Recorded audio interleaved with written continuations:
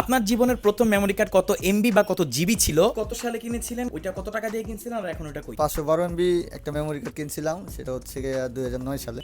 সেটা কই আছে বলতে পারি না, কিনছিলাম মনে হয় 150 টাকা দিয়ে। কার থেকে, দোকান থেকে কিনছিলেন নাকি কারো কাছ থেকে?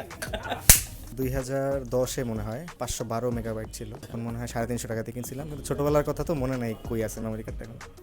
সম্ভবত 2014 সালে 2 GB কিনছিলাম 250 বা 300 টাকা দিয়ে। আমি নিজেও জানি না কই আছে এখন, খুঁজলেও মনে হয় না পাবো। প্রশ্ন করেন ভাই কি করবেন। সত্যি কথা বলতে আমি মেমোরি কার্ড কখনো কিনি নাই, হয়তো বিদেশ থেকে পাঠাইছে, নাহলে কারো কাছ থেকে আমি মাইরা দিছি। আর আমি সবচেয়ে ছোট যে মেমোরি কার্ডটা দেখছিলাম ওইটা হইতেছে 512 MB। মেমোরি কার্ডের কি হয়েছে এটা জানতে চাইতেছেন? ওইটা দিয়ে আমি লাস্ট টাইম গিটার বাজাইছি। মেমোরি কার্ড হচ্ছে আমি 2013 সালে আমার ফার্স্ট মেমোরি কার্ড কিনি। এটা 4 থেকে 500 টাকার মধ্যে ছিল, এক্সাক্ট অ্যামাউন্ট মনে নাই। আর এটা হচ্ছে যে লাস্টের দিকে সাপোর্ট করতো না, এই জন্য এটা ফালাই দিছিলাম মেমোরি কার্ডের কাজ।